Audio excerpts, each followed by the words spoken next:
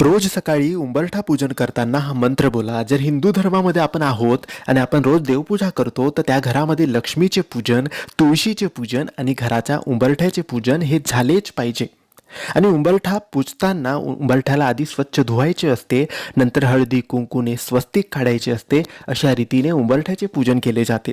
उंबरठा पूजन झाल्यानंतर तिथेच बसून हात जोडून हा एक मंत्र फक्त एक वेळेस आपण जर बोललो, तर दिवसभर, वर्षभर कायमस्वरूपी आपल्यावर कोणती विपदा, कोणते संकट येणार नाही आणि घरामध्ये सुख समृद्धी कायम राहील.